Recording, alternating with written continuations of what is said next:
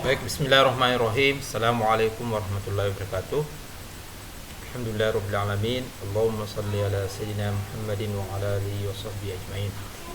Baik, di pertemuan online atau perkuliahan online kita kali ini, kita ganti dengan materi berupa video pembelajaran supaya lebih efektif, bisa diperagakan langsung dan juga mahasiswa bisa mencobanya secara langsung. Oke, jadi tidak bisa berupa teori karena nanti program ini atau kode program yang kita bahas itu mesti diperkenalkan dan mesti diuji cobakan di pemrograman khususnya menggunakan bahasa Python. Oke, nah di pertemuan ini kita akan membahas tentang dasar-dasar pemrograman Python sehingga nanti pada saat pertemuan offline kita langsung bisa praktekkan. Ya, jadi dasar-dasar yang diperlukan untuk pertama kali membuat program menggunakan bahasa Python, seperti misalkan bagaimana cara menggunakan sintaks di dalam bahasa pemrograman Python, kemudian bagaimana cara mendeklarasikan variabel, bagaimana cara menggunakan logika ulangan atau looping, bagaimana cara menggunakan logika kendali atau statement if, logika kontrol ya, bagaimana cara menggunakan if, kemudian nested if, kemudian nested loop, kemudian mengkombinasikan antara looping perulangan dengan statement if. Oke, kita langsung saja. Pertama yang kalian harus siapkan dan sudah ready pada saat pertemuan offline nanti adalah ide dari pemrogramannya. Ide itu adalah integrated development environment. Jadi seperti ini. Di sini di layar kalian melihat Visual Studio Code karena saya menggunakan Visual Studio Code. Nah, untuk yang baru pertama kali silahkan mengakses di situs kode.visualstudio.com. Silahkan download ya, download dan langsung saja diinstal karena ini versinya gratis ya. Nah, apakah mesti menggunakan Visual Studio Code? Maka ada dua alternatif ya. Jadi tidak harus menggunakan Visual Studio Code. Tapi alternatif yang ada kalau kalian tidak menggunakan Visual Studio Code itu hanya ini, Google Anti-Gravity. Oke, karena ini dua-duanya gratis, silahkan. Jadi sebenarnya Google Anti-Gravity ini itu juga menggunakan Visual Studio Code yang dikembangkan lebih lanjut oleh Google. Jadi sama saja. Nah, selain dari kedua ini tidak boleh menggunakan versi yang lain. Ya, supaya nanti kita seragam. Ya, supaya mudah belajarnya. Jangan sampai nanti ada yang menggunakan versi ide lain sehingga pada saat dijelaskan kemudian dia coba jalankan program di ide yang lain, maka programnya sulit dijalankan dan itu akan menjadi penghambat tersendiri pada saat belajar ya. Jadi silahkan menggunakan salah satu dari dua alternatif ini, tidak boleh yang lain. Jadi demikian juga ketika kalian mengumpulkan tugasnya, maka saya hanya akan mengujinya menggunakan dua tools ini ya, dikerjakan offline. Oke, di dua ini. Oke, nah kalau misalnya kalian ingin mengerjakannya online, itu bisa. Berarti idenya beda. Itu bisa menggunakan ini, Colabs Google. Oke, ini adalah Colabs Google. Tapi ini hanya berlaku untuk tugas yang nanti online ya. Oke, tugas nanti online. Nah, seperti itu. Tapi kalau nanti tugasnya di kelas, menggunakan salah satu dari. Oke, saya kira tips untuk ini penggunaannya. Nah, untuk install di komputer masing-masing itu silahkan pilih. Misalkan sudah pilih, putuskan menggunakan Visual Studio Code, silahkan masuk di situsnya, tinggal download, langsung diinstal ya. Tidak perlu membeli lisensi dan segala macam. Kenapa? Karena ini sifatnya free. Adapun misalkan kalau ingin menggunakan anti gravity, silahkan juga akses situsnya di antigravity.google, kemudian slash download. Nah, itu langsung muncul linknya, saya download. Nanti di sini diberikan pilihan kalau menggunakan versi Windows silahkan di download, nah kalau Linux silahkan di download versi untuk masing-masing sistem operasi. Oke, nah setelah di download tinggal diinstal saja. Kalau misalkan menemukan kesulitan, ada banyak tutorial bagaimana cara menginstal aplikasi tools pengembangan perangkat lunak ini ya, banyak tersedianya di YouTube. Oke, saya kira itu untuk penjelasan toolsnya. Nah, selanjutnya kita akan memulai pengenalan bahasa pemrograman Python. Dasar-dasarnya bagaimana caranya menulis kode, menjalankan, dan kemudian mengeksekusi kode program tersebut sehingga tampil outputnya. Oke, pertama ada dua sumber materi yang bisa menjadi rujukan. Nah, biasanya kalau semester sebelumnya itu saya hanya sarankan di sini. Ya. Jadi sekarang tidak perlu lagi membeli buku, itu semuanya sudah ada di internet ya. Nah, silahkan akses di w3schools.com di /Python atau di bagian Python, karena di sini ada banyak bahasa pemrograman. Kita pilih yang Python. Oke. Nah, di sini nanti ada materi-materinya. Kita tidak akan mengcover semuanya ya, karena ini adalah algoritma pemrograman. Ada materi-materi nanti hanya akan diperdalam lagi pada saat mata kuliah lanjut, misalkan menggunakan mata kuliah struktur data dan pemrograman ya. Ini khususnya materi ini misalkan penggunaan list, tuple, set, dictionaries, itu di mata kuliah lebih lanjut. Oke, ini yang pertama. Ini sangat simple materinya ya. Jadi kita tinggal mengakses situsnya, kemudian di /Python silahkan pilih materi yang akan kita pelajari. Oke. Alternatif kedua itu menggunakan situs resmi dari Python. Oke, ini situs resmi dari Python. Silakan masuk Python tutorial. Nah, sini nanti dibaca ya, tentu saja berbahasa Inggris ya. Oke. Mulai sekarang silahkan diperdalam juga kalau misalkan mengalami kendala bahasa.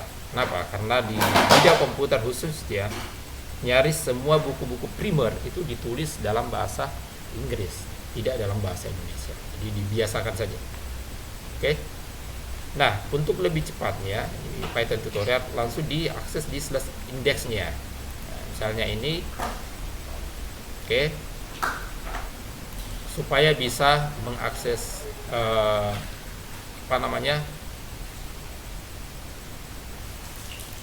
materinya ya, jadi link materinya itu langsung saja di sini di halaman indeksnya ya. Sini nanti akan muncul semua materi yang akan kita pelajari. Oke. Nah, silahkan nanti dicoba-coba akses. Nah, sekarang kita akan pertama belajar tentang program yang paling sederhana. Oke. Karena kita ke sini, karena menunya ini simple, kita langsung saja di intro. Oke. Nah, bla bla bla, ini silahkan dibaca saja. Nah, sekarang kita pergi ke program yang paling sederhana, yaitu hanya mencetak outputnya ini, hello world ya, atau selamat halo dunia ya, jadi halo dunia. Nah, perintahnya simple seperti ini. Ini disebut sebagai statement print atau output, memerintahkan mencetak output ya, output ke layar. Ini adalah outputnya. Oke, jadi perintahnya hanya print output. Nah, bagaimana kita membuat program sederhana ini di dalam tools pengembangan program kita, Visual Studio Code? Nah, mari kita mulai step by step. Pertama, tentu saja kalian buka dulu, misalkan di programnya sudah diinstal, tentukan folder di mana kalian mau bekerja. Dalam hal ini misalnya saya buka folder. Nah, saya sudah buat folder di sini, pertemuan online. Oke. Pertemuan online. dan select ya. Nah, ini di dalamnya belum ada ya. Oke, anggaplah saya close dulu supaya apa namanya bisa ya. Anggaplah saya open folder yang lain ya, pembanding ya. Misalnya di sini new folder ya. Tentu di sini belum ada isinya ya. Oke. Maka pada saat kalian pertama kali membuka folder, kira-kira tampilannya seperti ini. Ya. Ini hanya memberikan peringatan apakah percaya pada folder, karena bisa jadi folder di dalamnya ini ya.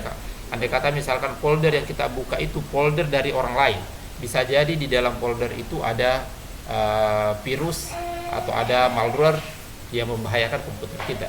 Maka ada peringatan seperti itu. Nah, karena kita diam bikin sendiri foldernya, kita bisa persepsikan bahwa foldernya aman. Kita ini saja trust ya. Oke, jadi ini pertama kali pada saat kita mengakses foldernya, membuka foldernya. Oke. Nah, seperti itu. Sehingga nanti semua program yang kalian buat itu akan disimpan di dalam folder itu.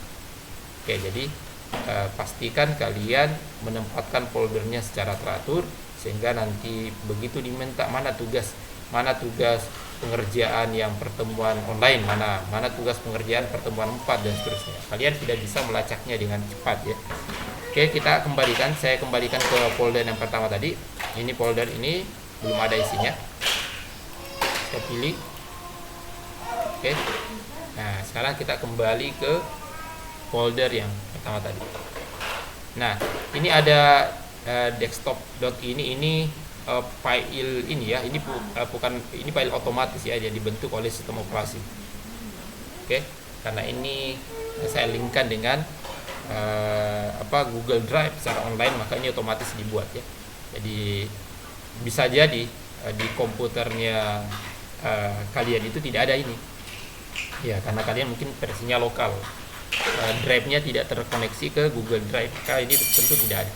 Jadi ini diabaikan saja ya. Ini biasanya juga tersembunyi filenya, tapi ini kelihatan di sini. Oke. Nah, sekarang kita pertama kali ingin mengimplementasikan program yang ini, print hello world ya. Apa yang harus kita lakukan? Pertama, kita membuat file baru.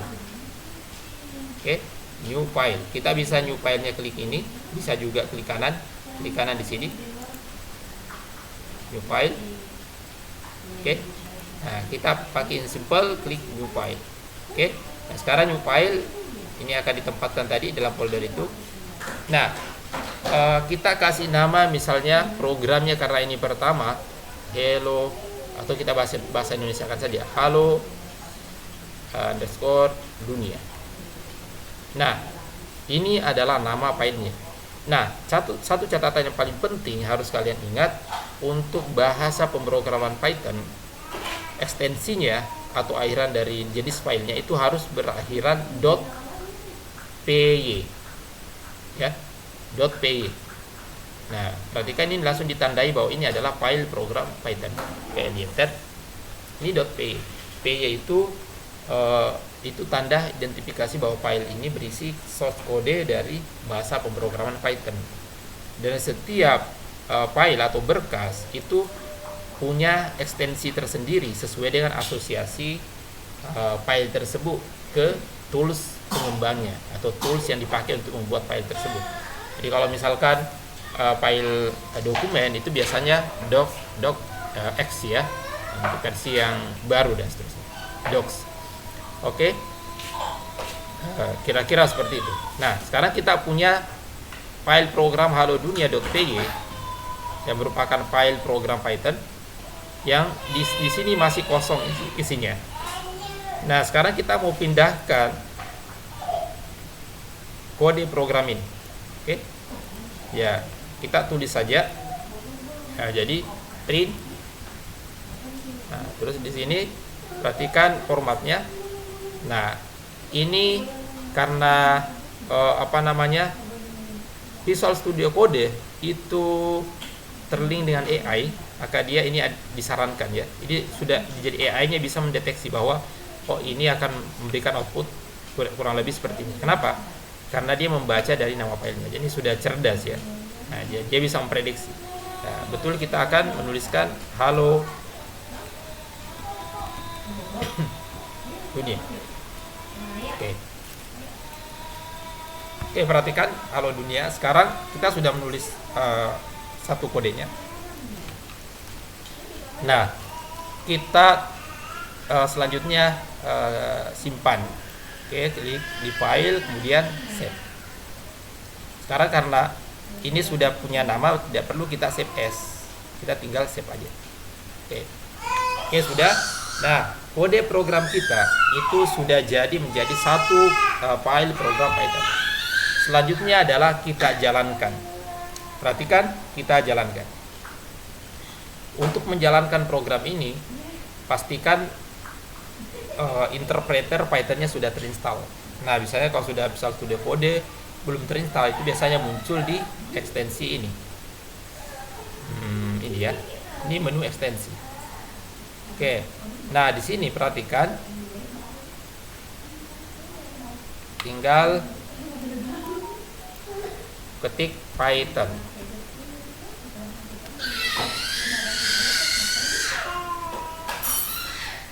Oke.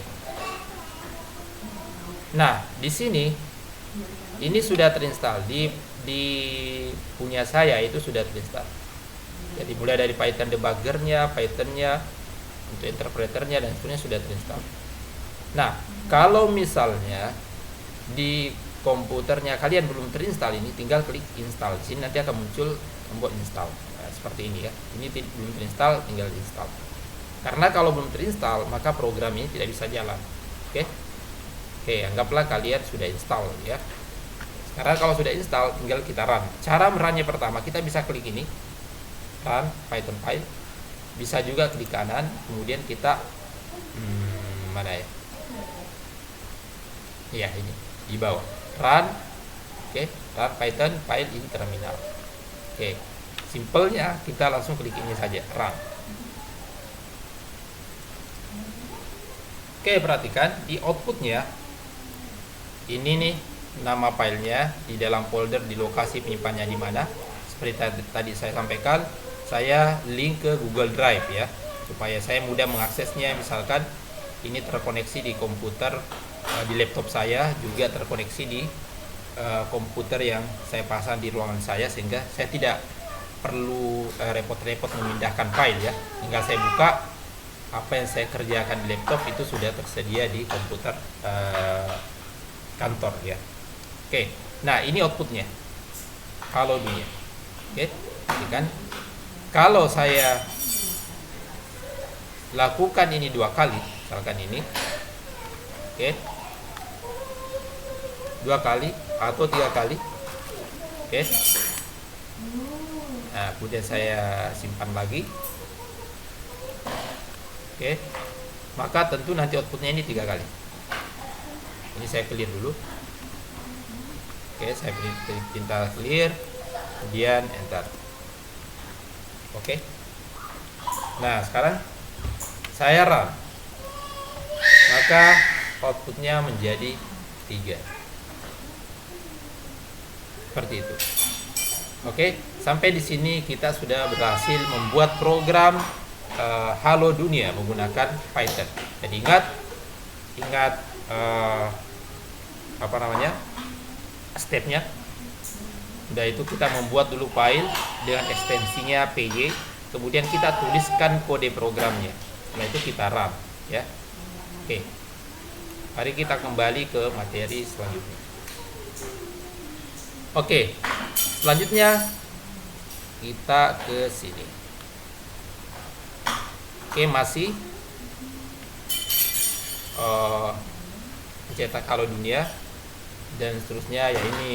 Ini kita langkai saja. Ini hanya menjelaskan tadi bahwa kalau ini di run, kira-kira seperti ini di run, maka outputnya akan seperti ini. Oke, nah ini hanya kalau kita mau cek versi Pythonnya, karena Python itu ada beberapa versi, bukan cuma satu ya. Oke, ini nanti silahkan cek sendiri dan silahkan bandingkan versi Python. Nah, ini kalau perintah yang tadi dijalankan ini, maka akan tampil versi Pythonnya 3.6.4 ya. Kalau punya saya kayaknya 3.13 versi yang lebih baru ya. Ini berarti tutorialnya ini dikembangkan di versi yang lebih lama. Itu tidak masalah. Kalau kita belajar dasar pemrograman, nyaris tidak ada bedanya antara versi 3 dan versi 3.0, 3.1 dan seterusnya. Itu rata-rata sama saja. Nanti berbeda ketika kita sudah mencoba mengembangkan aplikasi. Oke, selanjutnya kita lanjut lagi. Oke, ini sekarang kita diberikan logika seleksi ya. If 5 lebih besar 2, print 5 is greater than 2. Oke, tentu saja seperti ini ya. Cuma kita belum akan masuk ke sini. Oke, kita lanjut dulu.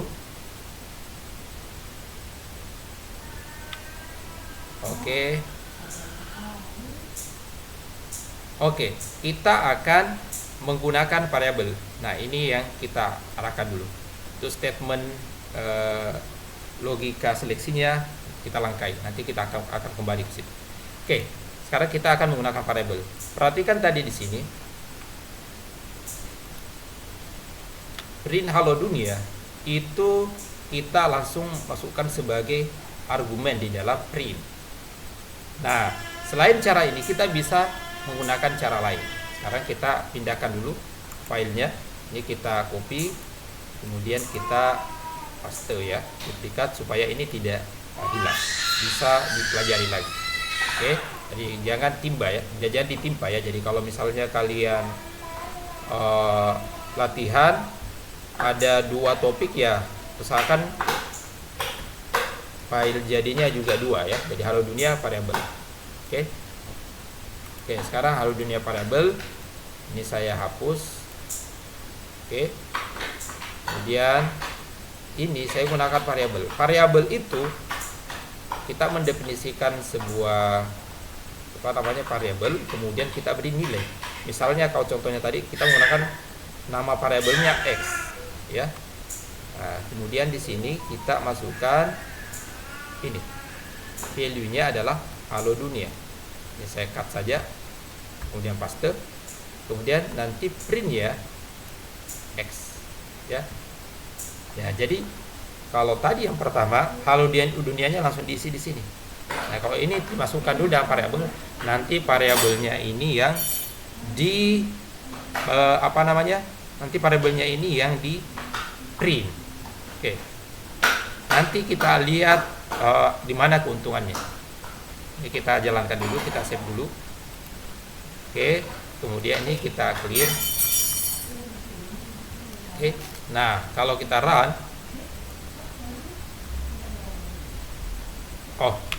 sorry, ini tidak tercetak.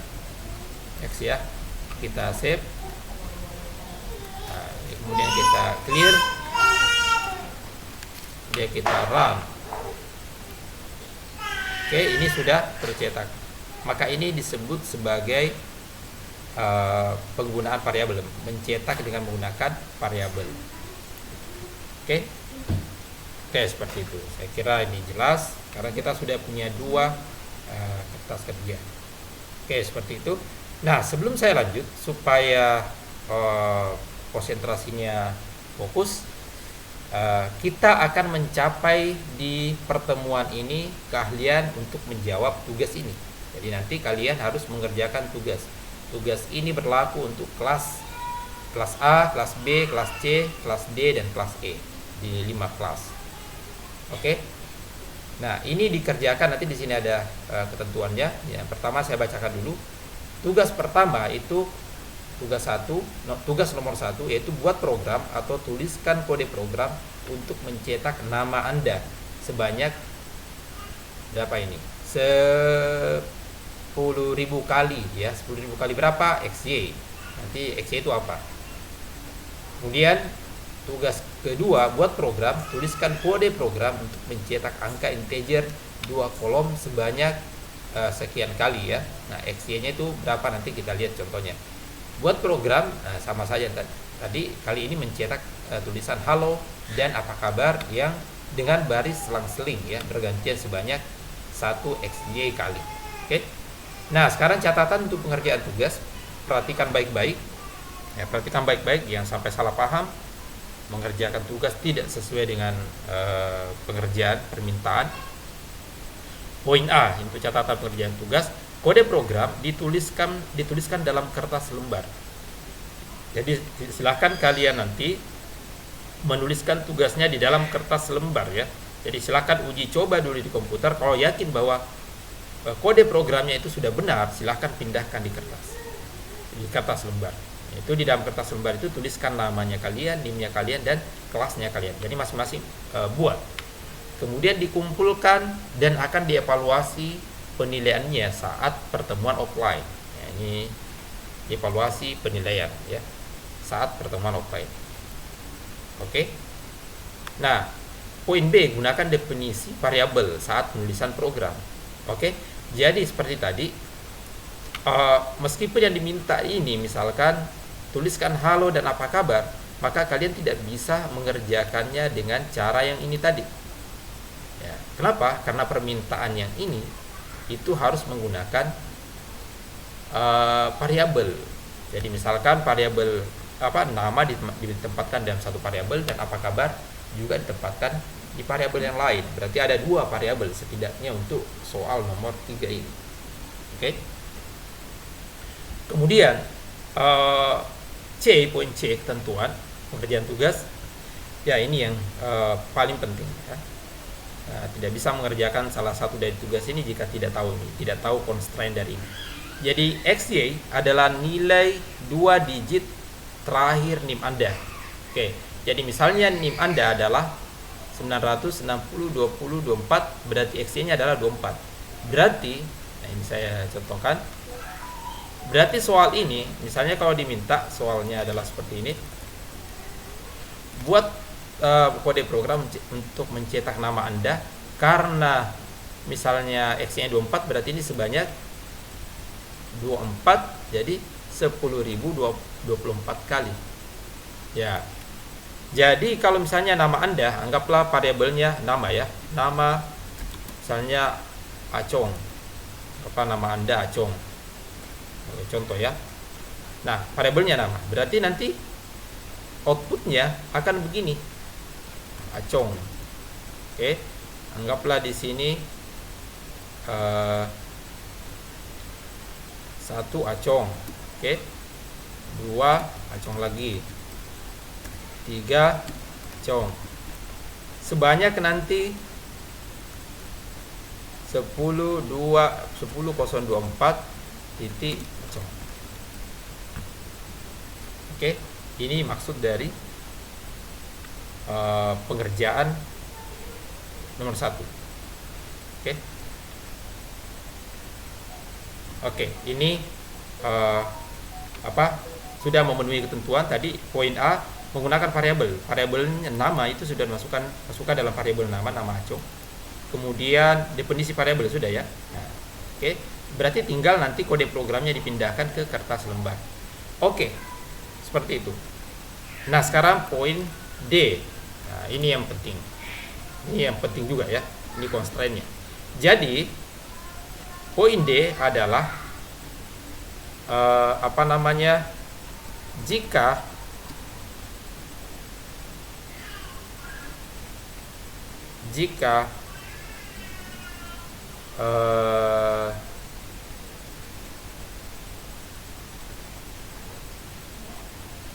jika A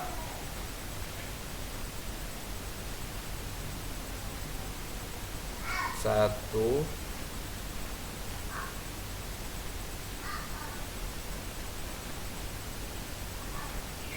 jika XY ini ya, jika XY mod mod 3 adalah A,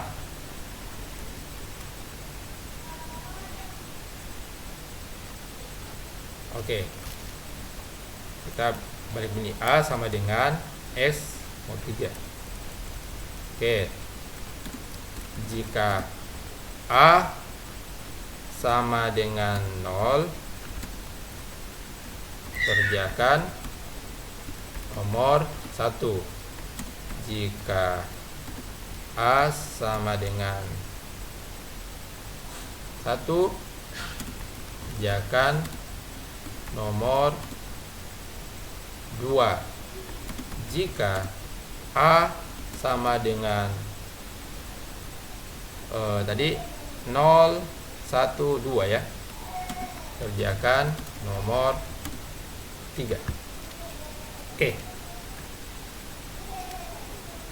Ini ketentuan keempat. Berarti artinya apa? Artinya masing-masing dari kalian sebenarnya hanya wajib mengerjakan satu nomor sesuai dengan ketentuan ini. Contoh, jika 24 ini adalah nilai XY. Kalau 24 itu, oke, misalnya tadi acok 24, ini saya hapus dulu. 24 di mod 3 berapa? Itu adalah 0.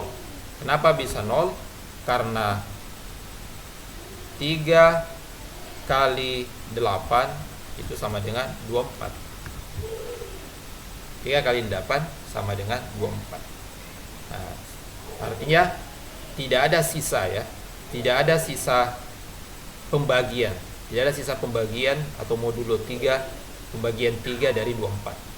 Oke, berarti kalau seperti ini berarti Acong tadi dia mengerjakan nomor 1, karena jika XY nya mod 3 itu sama dengan 0, dia kerjakan nomor 1. Oke, contoh lain, misalnya XY itu sama dengan 25, maka 25 modulo 3 itu sama dengan 1. Berarti dia mengerjakan nomor 2. Oke. Demikian seterusnya. Kalau misalkan 2 XY yaitu 26, maka 26 mod 3 itu sama dengan 2 ya, karena 8 kali 3 kali 8 24 ya, 3 kali 8 24, sisa 2. 24 kurang 26 itu sisa 2. Berarti dia nilai modulonya ada 2. Kalau 2 berarti dia mengerjakan, jika A sama dengan 2, maka dia mengerjakan nomor 3. Nah, demikian selanjutnya misalnya XY nya itu sama dengan 27, maka 27 modulo 3 itu sama dengan kembali ke 0. Karena 0 maka dia mengerjakan nomor 1, dan seterusnya. Ini hanya akan berputar antara nomor 1, 2, dan 3, disesuaikan dengan 2 digit terakhir dari NIM-nya kalian. Nah, pertanyaannya, bagaimana kalau XY nya itu adalah 00? Maka sama saja, dia akan menjadi 0, maka dia akan mengerjakan nomor 1. Oke, saya kira ini jelas. Karena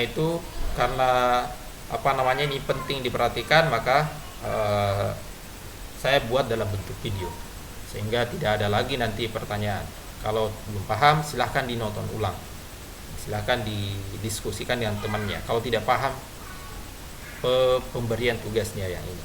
Oke, jadi tugasnya ini intinya ada 3 model soal yang harus dikerjakan, tapi sebetulnya berdasarkan catatan pengerjaan tugas, masing-masing mahasiswa itu hanya mengerjakan 1 tugas saja. Yang mana menjadi kewajibannya kalian mengerjakan nomor berapa disesuaikan dengan 2 digit terakhir dari masing-masing NIM-nya. Jadi jangan asal melihat temannya mengerjakan nomor 1, belum tentu kalian mengerjakan juga nomor 1. Bisa jadi nomor 2 dan nomor 3. Dia ketentuannya menggunakan variabel dan seterusnya. Oke, saya kira ini penjelasan tugasnya. Sekarang kita lanjut materinya, akan mengcover nanti penyelesaian dari setiap tugas ini. Ya, kita sudah menyelesaikan pertama tadi bagaimana menggunakan definisi variabel. Nah, sekarang mungkin terpikir, Kalau diminta untuk mengerjakan atau membuat program untuk mencetak nama Anda, misalkan mencetak nama Anda, nama misalkan Acong dalam kasus ini, sebanyak 10.024 kali, maka tentu ini tidak masuk akal kalau misalkan ini diulang, tulisannya ini di copy paste sebanyak 10.024 kali, kan tidak masuk akal ya, tidak efisien. Nah, karena itu mari kita lanjutkan materinya ke yang namanya looping. Oke, sebelum ke situ kita ke di sini ada variabel. Lebih lanjutnya kita cuma baca saja dulu karena sudah tadi diperlihatkan. Di variabel kita bisa mendefinisikan nama variabelnya. X itu nama variabelnya, 5 itu adalah value atau nilai dari variabel. Nah, perhatikan di sini ada dua variabel, X dan Y. Jadi di sini X itu variabel yang bertipe angka atau numerik. Oke. Sementara Y itu variabel yang berisi alfanumerik atau karakter. Perhatikan bedanya. Ya, kita juga sudah mengujinya tadi. Ya, yang kita tes itu adalah variabel karakter atau numerik atau teks atau string. Ya, tergantung penamaannya di bahasa pemrograman. Oke. Nah, kalau untuk angka itu tidak menggunakan tanda kutip. Langsung saja misalkan X nilainya 5, diberikan saja nilai 5. Kalau dia adalah string itu harus menggunakan tanda kutip. Oke. Nah, pada saat kita print itu sama saja, tidak ada bedanya perintah untuk printnya ya, X dan Y. Oke, perhatikan kode berikut. Ini adalah deklarasi variabel X. Nah, kemudian ini masih menggunakan nama variabel X, tapi sekarang kalau tadinya dikasih nilai 4, sekarang diganti menjadi teks, yaitu saldi. Jadi saldi ini adalah teks. Nah, maka sekarang meskipun tadi ia dideklarasikan integer, nah, di sini pada saat dideklarasikan awal dia menjadi tipe integer. Nah, tapi karena dia berikutnya dikasih karakter atau string, maka yang dinilai sekarang adalah posisi atau jenis variabel dari variabel X itu di posisi terakhir, yaitu di X itu adalah string, maka sekarang menjadi tipe string. Oke.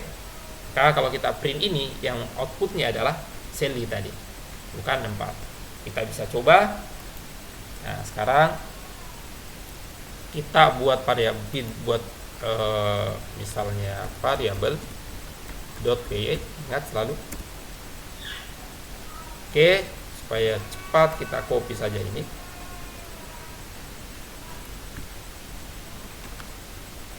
Oke. Oke, kalau kita save.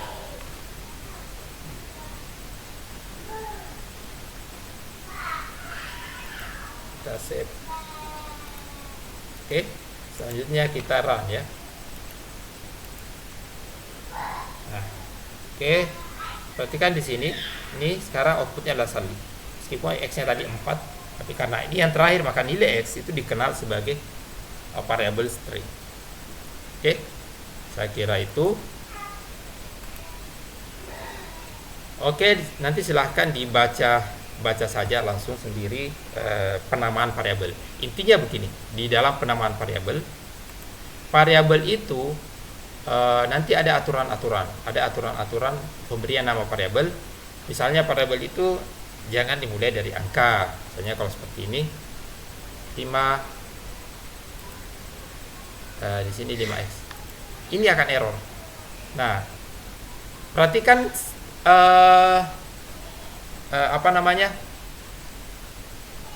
perhatikan errornya ini itu mengatakan bahwa statement itu harus dipisahkan oleh new line. Ya, kenapa? Karena kalau seperti ini itu tidak dianggap sebagai variabel, itu dianggap sebagai operasi matematika. 5 kali x atau 5x. Ya, seperti itu. Nah, itu dianggap operasi. Jadi diminta ada pemisah, jadi dianggap statement berbeda. Oke. Nah, jadi ini ilegal, cara penamaan variabel ilegal. Kecuali kalau misalnya kita tulis begini, X5. Nah, maka itu bisa. Oke. Ya, jadi ada nanti aturan-aturan pemberian nama variabel. Ada aturan pemberian nama variabel yang memang dipaksakan oleh bahasa pemrograman, itu tidak boleh melanggar ketentuan itu. Oke. Nah, ada nanti aturan pemberian nama variabel yang sifatnya tidak dipaksakan tapi kontekstual. Misalnya begini. Saya ini hapus, sudah dianggap paham. Misalkan begini, saya mendeklarasikan X, terus di sini tulis Budi X. Oke, secara aturan ini tidak melanggar aturan. Kenapa? Karena memang X itu ya kita bisa deklarasikan, dan value-nya atau nilai dari X itu berupa nama, berupa string. Tapi secara kontekstual ini jelek ya. Kenapa jelek? Karena dia tidak menjelaskan. Jadi nama variabel itu tidak menjelaskan itu data apa. Jadi di dalam kode atau istilahnya kesepakatan tidak tertulis ya di dalam programmer, di komunitas programmer, mestinya variabel itu mencirikan atau mendeskripsikan nama datanya atau istilahnya gambaran datanya. Jadi kalau setidaknya di data nama Budi, berarti sebetulnya yang relevan penggunaan nama variabelnya adalah nama, terus di sini adalah nama. Oke, inilah yang dianggap benar. Oke, tapi tadi bukan sesuatu yang dipaksakan. Oke, tapi ini yang paling kontekstual. Kenapa? Karena nama variabel itu sudah mengindikasikan bahwa data nanti di dalamnya pasti data nama. Akan aneh kemudian kalau ada definisi variabel nama terus isinya adalah 5. Nah, ini kan menjadi aneh lagi. Itu melanggar kesepakatan pemberian nama variabel ya. Meskipun tadi itu tidak salah secara kode, tapi ini menjadi salah secara makna. Oke, saya kira ini nanti bisa dipahami. Nah, ini tidak error. Kalau kita run, ini outputnya 5 ya, meskipun variabelnya nama. Oke. Nah, ini meskipun secara programnya benar bisa dijalankan, tapi ini secara istilahnya kultur programming itu sangat buruk ya, karena punya efek yang jelek. Bayangkan misalkan kalian menulis 100 baris kode kemudian mendeklarasikan 10 variabel. Nah, kalau variabel itu dideklarasikan misalnya dengan A, B, C, D, E seterusnya sampai 10 huruf, maka nanti ya mungkin hari ini masih tahu variabel A itu misalnya apakah dia itu data angka atau data nama, ataukah data bilangan desimal kah, atau data bilangan pecahan dan seterusnya, itu mungkin masih ingat. Tapi coba misalkan seminggu berlalu, sebulan berlalu, maka nanti akan bingung sendiri. Variabel A ini itu untuk data apa? Variabel B ini untuk data apa? Numerik atau string? Tapi kalau kalian mendeklarasikan variabelnya menggunakan konteks penamaan datanya, misalnya variabel nama, maka pada saat itu langsung tahu, oh ini adalah variabel yang untuk menampung data nama, tidak mungkin menampung data angka. Ya, demikian juga misalkan ada variabel lain, nama, umur atau usia, kemudian jenis kelamin dan seterusnya, itu kita sudah tahu bahwa data di dalam variabel itu data yang relevan dengan penamaannya. Oke, sekarang kita lanjut. Nah, itu kemudian kita masuk untuk mengerjakan tugas ini. Perulangan tadi, kita masuk ke looping. Mana looping tadi? Oke. Loop. Oke, ini adalah looping. Ini ada beberapa variasi looping, tapi untuk yang cocok dengan eh, tugas satu ini, kita hanya ingin mencetak nama sebanyak 10.024 kali. Oke, berarti kita membutuhkan perulangan for. Ini salah satu perulangan yang ada di dalam Python ya. Oke, perulangan for. Ini tidak menggunakan ini karena ini bentuknya adalah list atau tuple ya. Kita menggunakan range. Oke, kita cari ya yang tepatnya menggunakan ini. Jadi ini ada beberapa. Kalau misalnya menggunakan perulang ini, kalau ini bentuknya adalah array ya, sudah ada datanya seperti ini, ada beberapa, kita bisa tinggal perulangannya seperti ini. Nah, tapi karena kita ingin bukan array, kita ingin mencetak berdasarkan range-nya, maka kita menggunakan ini. Jadi x itu adalah jumlah perulangannya, variabel perulangannya, kemudian range-nya itu 6, itu berapa kali dia berulang. Ya, jadi kalau misalkan range 6 itu bukan berarti dari 0 ke 6, tapi dari 0 ke 5. Kenapa? Karena kalau dari 0 ke 6 berarti itu bukan 6 kali, tapi itu 7 kali. Ya, karena kalau dari 0 itu dari 0, 1, 2, 3, 4, 5, 6, itu 7 kali. Nah, sementara indeks perulangan itu dari, kalau tidak diberikan itu dari 0, mulai dari 0, berarti yang tertingginya itu adalah 5 supaya dia pas 6. Oke? Nah, sekarang mari kita coba. Kita buat program. Anggaplah ini adalah tugas 1.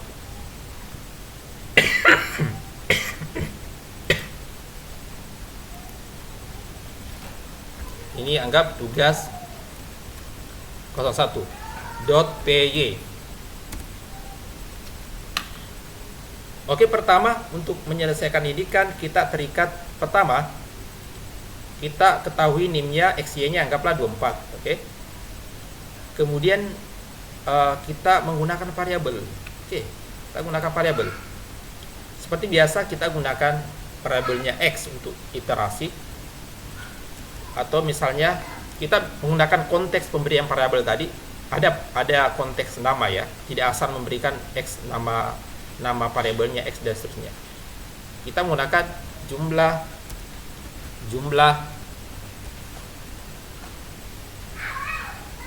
data, anggaplah begitu ya. Jumlah data kita ingin mencetak berdasarkan soal 10.024. Oke, ini 10.024. Oke. Oh ya, bantu dulu ayah. Oke, adik mau jatuh. Oke, nah sekarang kita gunakan variabel berikutnya nama. Kita tadi menggunakan nama Acong. Itu. Sekarang kita sudah punya dua variabel. Oke, sekarang kita ingin mencetak nama ini sebanyak ini. Oke, jadi kita gunakan tadi for. Ya, iterasinya kita bisa menggunakan di sini disarankan i, tapi tidak harus i. Karena ini hanya iterasi. Misalnya saya pakai x, kemudian in range. Nah, sekarang masukkan jumlah data. Ini sudah ini ya, deteksi jumlah data. Oke. Nah, ini jumlah data. Ini sudah dideteksi juga AI. Bagaimana cara formatnya? Jadi ini bisa kita seperti ini. X-nya itu karena dimulai dari 0, berarti X tambah 1 supaya dia mulai dari 1, terus masukkan nama. Kita bisa ini ya, kita bisa langsung tekan tab. Nah, ini langsung tertulis sendiri secara otomatis. Ini saya clear. Oke. Sekarang saya save. Ini saya save supaya dia aman. Oke. Nah, perhatikan kalau saya run harusnya dia menjawab pertanyaan nomor 1. Oke, run.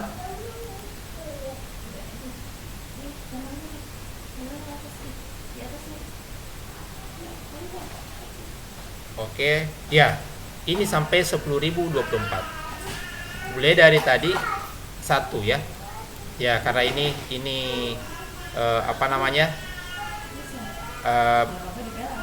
terlalu banyak, jadi di terminalnya tidak bisa diperlihatkan semua ya, karena hanya terbatas barisnya. Nah, bagaimana cara kita pastikan bahwa betul-betul dicetak dari nomor 1 ya, tinggal kita kurangi saja ini ya. Misalnya cuma cetak 10 ya. Jumlah datanya hanya 10, oke. Kita save. Nah, ini ya, jadi mulai dari 1 sampai 10. Karena tadi sampai 10.024, maka dia cetak sampai 10.024. Oke. Ini hanya penyelesaian angka saja ya. Tapi nanti untuk kembali tugasnya ya sesuaikan dengan perintahnya. Oke. Nah, inilah jawaban nomor 1. Inilah yang kalian pindahkan ya, disesuaikan dengan data-datanya kalian, NIM-nya kalian dan namanya kalian. Nah, kecuali kalau NIM-nya kalian juga akhirannya 24, kemudian namanya Acong, ya inilah persis jawabannya. Oke. Oke, saya kira ini jelas. Silahkan nanti diuji coba, dites, oke, dan disesuaikan dengan soalnya. Oke, selanjutnya untuk yang kedua, buat program tulisan, buat program dan tuliskan kode program untuk mencetak angka integer 2 kolom sebanyak 20 XY kali. Anggaplah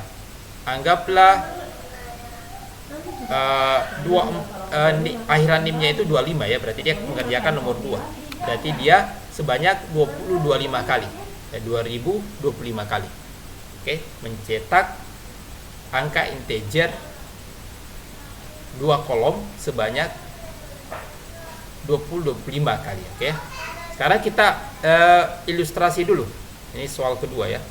Ilustrasi dulu, ini saya salin supaya kita bisa menyelesaikannya langsung. Ini saya bikin dulu baru. Tugas 02.py. Oke. Ini saya paste dalam bentuk komentar supaya dia tidak dieksekusi. Oke. Buat program, oke. Ini saya hapus saja ini supaya lebih pendek. Oke. Mencetak angka integer 2 kolom. Berarti kira-kira kalau ini dikerjakan itu akan seperti ini. Angka integernya terserah. Misalkan integer 1, integer 2 itu adalah 1 dan 2. Oke. Nah, berarti nanti ini akan ditulisnya begini. 1, 2, 1, 2, 1, 2, dan seterusnya sampai berapa kali? 2025 ya. Yang soal 2 anggaplah XY-nya itu 25. XY 25. Oke, nanti soal kedua. Oke.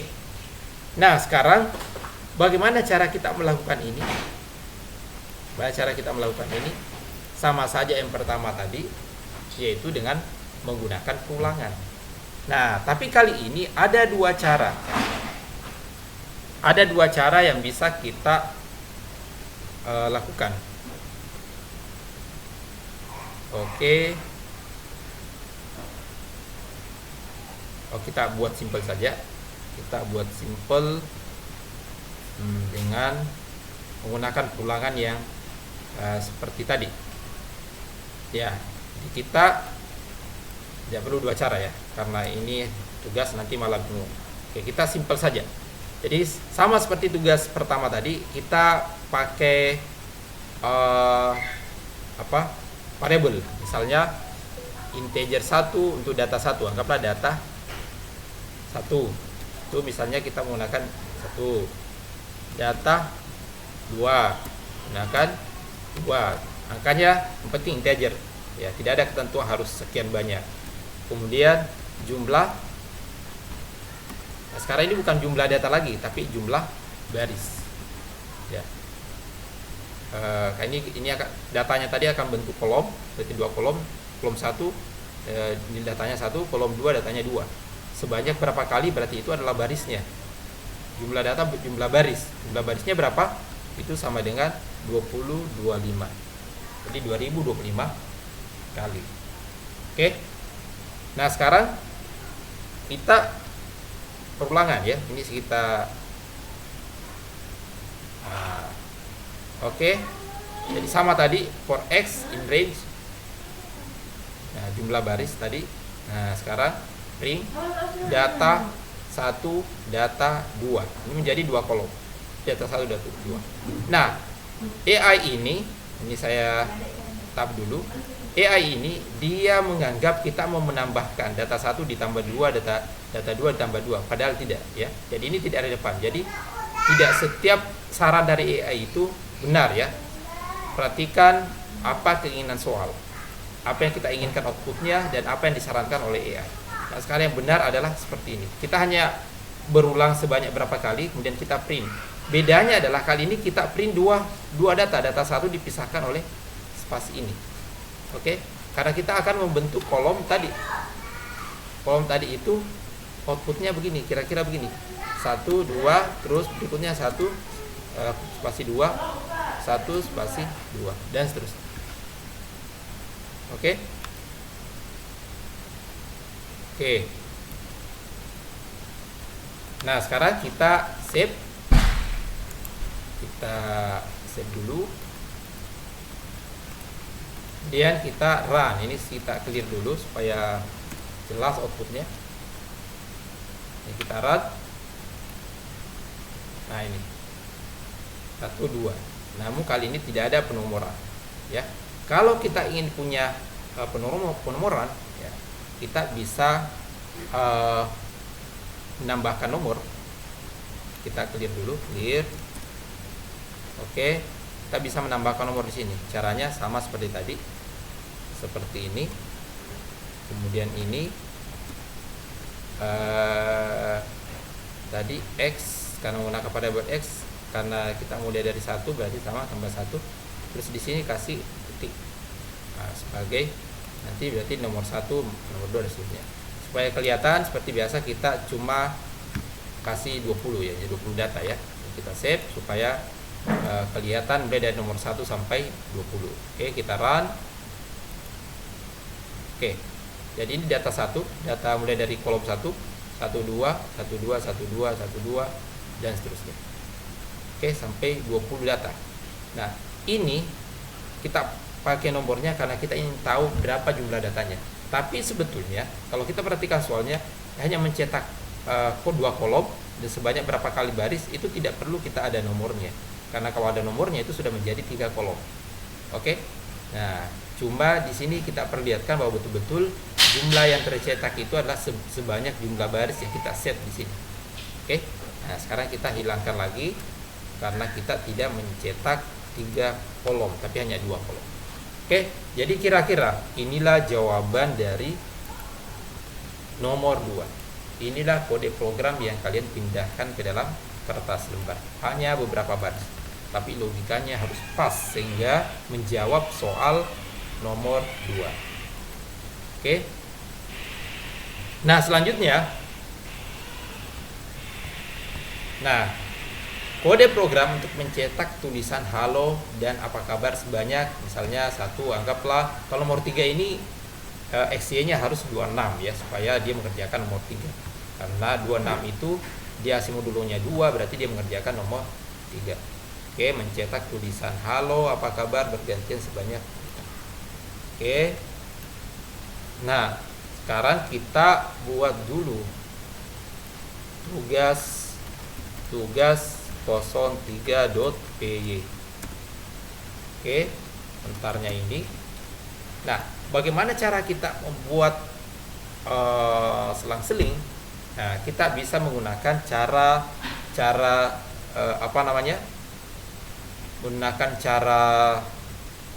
menggunakan logika seleksi. Nah, kita buat ilustrasinya dulu.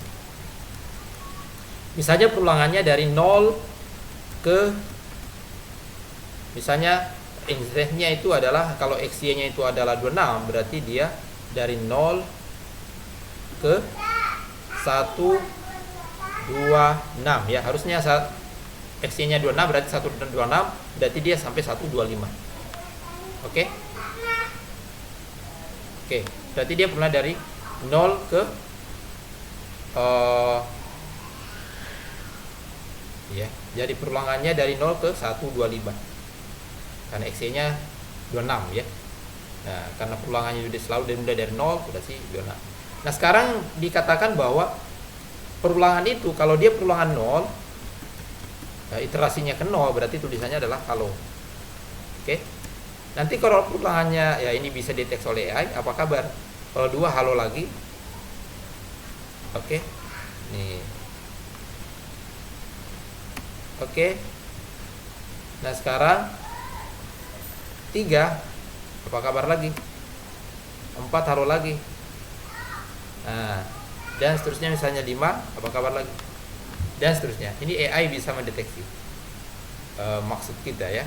Nah, sekarang bagaimana cara untuk mendapatkan yang seperti ini? Nah, kita lihat ke berikutnya. Materi berikutnya menggunakan seleksi. Mana tadi if else ya. Perhatikan statement seleksi. Jika B misalkan lebih besar A, maka yang di print ini. Jika tidak, maka yang di print adalah yang lain. Nah, kita butuh if else. Python if else. Oke, ini belum ada di sini if else-nya. Oke, ini if. Oke, ini. Jadi kira-kira ini saya ambil jika misalkan X itu perhatikan di sini. Kita logikain sini. 0 1 2 3. Kalau dia genap ya, ini genap, 0 kan genap ya. Print halo. Ini juga dia genap halo. Dia genap halo. Begitu dia ganjil, ini apa kabar? Apa kabar seterusnya? Berarti kita punya kondisi di sini ganjil genap. Berarti bagaimana cara mendeteksi sebuah bilangan adalah ganjil atau genap? Yaitu dengan membaginya dengan 2. Kalau misalkan dia dibagi 2, hasilnya 0, bukan dibagi ya, di modulo. Kalau dia di modulo 2, modulus 2, hasilnya 0 atau sisa pembagiannya adalah 0, berarti dia itu genap. Tapi kalau sisa pembagiannya adalah 1, berarti dia ganjil. Oke. Nah, sekarang kita punya logikanya. If terus else if. Oke. Oke. Kita bisa menggunakan else if-nya begini, bisa juga else toh. Nah, oke. Kita bisa else if, bisa juga else seperti ini. If ini terus ini dihilangkan, tinggal else. Oke, mari kita selesaikan. Oke. Nah, sekarang ini kita ini dulu. Nah, sekarang data 1 adalah halo. Data 2 adalah halo. Apa kabar? Oke, sini saya tidak punya bukan data ya, tapi teks. 1. Oke, teks 2. Ini adalah variabelnya. Sekarang jumlah baris. Oke, jumlah baris tadi itu 1, karena XY-nya ada 26, berarti dia 126. Oke.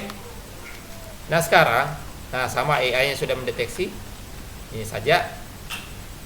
Oke, dia bisa mendeteksi logikanya. Jika X-nya dibagi di modulo 2 sama dengan 0, maka print text 1. Else print text 2. Oke. Ini adalah solusi, saya save dulu. Ini adalah solusi dari soal tugas nomor 3. Kita menggunakan, ini adalah looping, ini adalah struktur seleksi. Kondisi yang memenuhi ketentuan mana yang berlaku. Apakah X-nya itu genap atau ganjil. Nah, kalau kita run, itu ada selang sini, halo apa kabar. Oke. Nah, di sini kita tinggal tambahkan. Oke, kita tambahkan saja format F tadi. Oke. Nah, seperti biasa.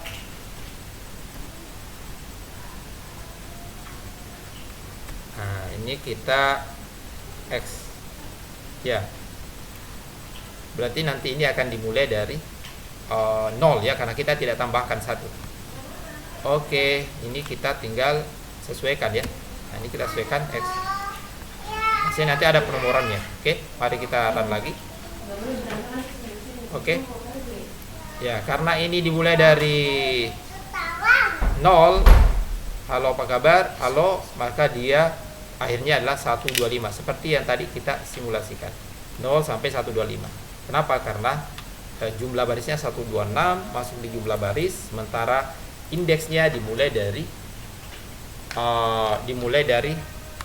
0 ya. Nah, inilah solusi yang untuk menjawab soal nomor 3. Oke. Nah, pertanyaannya mungkin bagaimana kalau saya ingin jadikan ini 1, Pak? Bukan dari 0. Ya, bukan dari 0. Maka caranya ini tambah 1. Tambah 1. Oke. Tambah 1 sama seperti tadi. Oke. Nah, makanya sampai 1 2 apa din 125. Pak, ini tidak. Mari kita coba clear.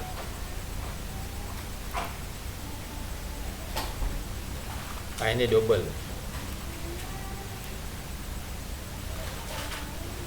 Halo 1 1. Ini tidak tersimpan ya. Jadi bukan ini ya. Yang baris keduanya tidak tersimpan ini. Oke, sekarang kita clear. Run kembali. Nah, ini sudah benar. Tadi ini tidak ditambah 1. Oke. Kita ke atas, ini halo 1 2. Halo 1 halo 1 halo, kemudian 2 apa kabar, 3 karena ganjil maka dia adalah halo. Tapi di sini logikanya, kenapa kalau dia di mode 2 0 itu yang tertulis adalah halo, padahal kalau mode 2 itu kan kalau sama dengan 2 berarti kan genap. Nah, masalahnya 1 itu kan bukan genap. Nah, maka di sini karena sebetulnya ini adalah 0, tapi karena yang kita mau tampilkan mulai dari 1, maka 0 tadi tambah 1. Yang genap itu adalah 0-nya. Yang tampil itu 1. Kenapa? Karena dia dijumlahkan dengan 1. Begitu ya? Ya, begitu. Semoga tidak salah paham di sini. Jadi bukan berarti satunya itu yang genap ya, bukan. Yang genap di sini adalah X. X-nya itu berapa? 0. Kenapa yang tampil 1? Karena kita tambahkan 1. Oke, saya kira begitu. 3 materi tadi untuk menjawab tadi soal ini sudah terpenuhi semuanya. Nah, saya harap betul-betul dikerjakan dengan teliti, diuji sehingga paham yang menjadi materi kita pada hari ini dengan betul-betul memahami secara baik ya. Oke, demikian. Nanti kalau untuk tanya jawab nanti pada saat mungkin perkuliahan offline. Tapi tetap saya nanti akan menagih tugas. Demikian pertemuan online pada pekan ini untuk kelas A, B, C, D, dan E. Selamat belajar. Assalamualaikum warahmatullahi wabarakatuh.